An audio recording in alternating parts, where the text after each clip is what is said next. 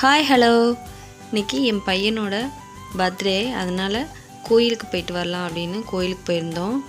கோயிலுக்கு போய் சாமியெல்லாம் கும்பிட்டுட்டு அப்படியே அவன் வந்து ரொம்ப நாளாக மொபைல் கேட்டுகிட்டே இருந்தான். அதான் எங்கள் அம்மா வாங்கி தர்றேன் அப்படின்னு சொல்லியிருந்தாங்க. அதுக்காண்டி தான் மொபைல் ஷாப் போகிறோம். போய் முன்னாடியே அவன் வந்து மொபைல்லாம் செலக்ட் பண்ணி வச்சுருந்தான். பில் மட்டும் பே பண்ணிவிட்டு அப்படியே வாங்கிட்டு அங்கேயே ஓப்பன் பண்ணி பார்த்துடலாம் அப்படின்னு அவனவே ஓப்பன் பண்ண சொன்னாங்க. ஓப்பன் பண்ணிகிட்டு இருந்தான். இந்த மாடல் தான் லாவாவில் வாங்கியிருக்கான். இதோட ஓப்பனிங் ஷார்ட்ஸ் வீடியோ கூட ஏற்கனவே நம்ம சேனலில் போட்டிருந்தோம். பார்க்கலன்னா செக் பண்ணி பாருங்கள், டிஸ்கிரிப்ஷனில் லிங்க் கொடுக்குறேன்.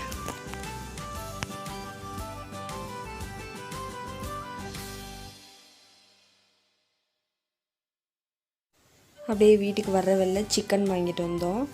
வந்து சிக்கன் பிரியாணி தான் பண்ணலாம் அப்படின்ட்டு குக்கரில் தான் பண்ண போகிறேன். அதுக்கு வந்து நெய்யும் எண்ணெயும் மிக்ஸ் பண்ணி குக்கரில் காஞ்சோன்னே ஹோல்ஸ் கரம் மசாலாலாம் சேர்த்துட்டு பெரிய வெங்காயம் 1 கப் அளவுக்கு கட் பண்ணி சேர்த்துருக்கேன். இது நல்லா பொன்னிறமாக வரட்டும். வர்ற வரைக்கும் நல்லா வதக்கி விட்டுக்கலாம். இந்த அளவுக்கு பொன்னிறமாக வந்த பிறகு தக்காளி 2 பழுத்த தக்காளியாக கட் பண்ணி சேர்த்துருக்கேன். அதுவும் நல்லா வதங்கிக்கிறட்டும். நல்லா மசிஞ்சு வர்ற வரைக்கும் வதக்கிடலாம். வதக்கின பின்னாடி இஞ்சி பூண்டு பேஸ்ட்டு ஒரு 2 ஸ்பூன் சேர்த்துக்கிறேன். சேர்த்து அதையும் வதக்கிட்டு புதினா மல்லி 1/2 கப்பு சேர்த்துருக்கேன். புதினா 1/2 கப், மல்லி 1/2 கப் ரெண்டையும் சேர்த்து நல்லா வதக்கி விட்டுக்கிறேன். நல்லா வதங்கட்டும்.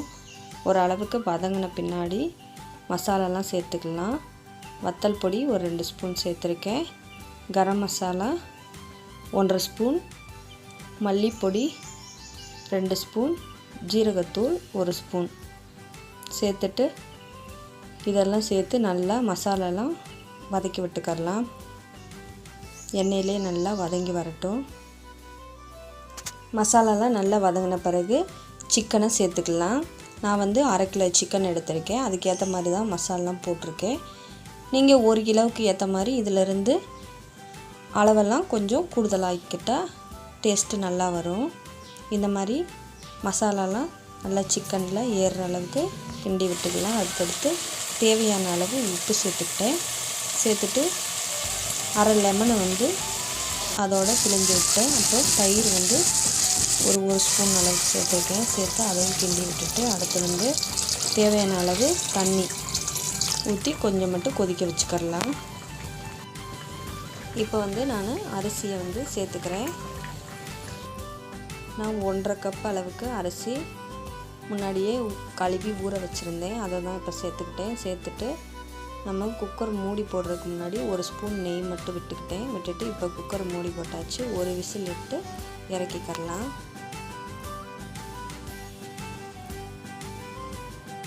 இப்போ வந்து குக்கரில் விசில்லாம் வந்து ஸ்டிம்மெல்லாம் இறங்கிருச்சு. இறங்கின பின்னாடி ஓப்பன் பண்ணி பார்த்தா சிக்கன்லாம் நல்லா வெந்து வந்துருந்துச்சு.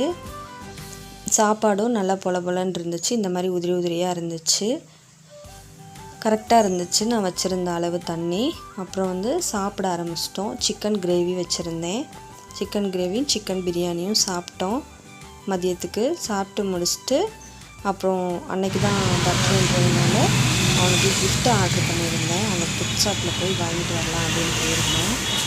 ஈவினிங் தான் அவங்க வர சொல்லியிருந்தாங்க. அதுக்கு தான் போயிருந்தோம். இப்போ பேக் பண்ணிகிட்ருக்காங்க. அதனால தான் உட்காந்துருக்கோம். அப்புறம் வந்து கேக்கெல்லாம் நாங்கள் இந்த வருஷத்தோடு ஸ்டாப் பண்ணிடலாம் அப்படின்ட்டு கேக்கெல்லாம் வெட்டாமல் கிஃப்ட்டு மட்டும் கொடுத்தோம். அதை தான் இப்போ ஓப்பன் பண்ணிகிட்ருக்கேன். நாங்கள் என்னென்ன கிஃப்ட் கொடுத்தோம் அப்படின்றது தான் ஓப்பன் பண்ணி பார்த்துட்ருக்கேன். நான் என்ன கிஃப்ட் கொடுத்தேன்னு இந்த வீடியோவில் பாருங்கள்.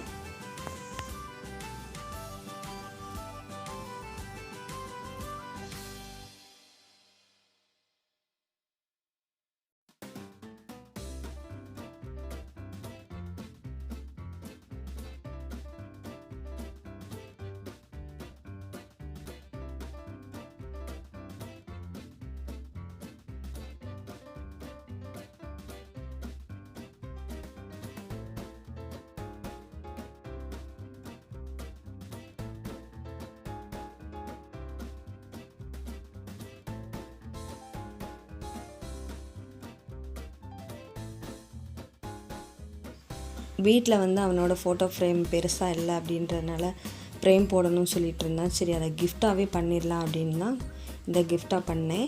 இந்த ஃபோட்டோ ஃப்ரேம் நல்லா இருக்கான்னு சொல்லுங்கள். அவன் ஃப்ரெண்ட்ஸ் வந்து இந்த செப்பலை வந்து கொடுத்து காமெடி பண்ணிகிட்டு இருந்தாங்க. ஓகே ஃப்ரெண்ட்ஸ், இதோட இந்த வீடியோ முடியுது. நம்ம சேனல் பிடிச்சா சப்ஸ்கிரைப் பண்ணுங்கள். பாய்.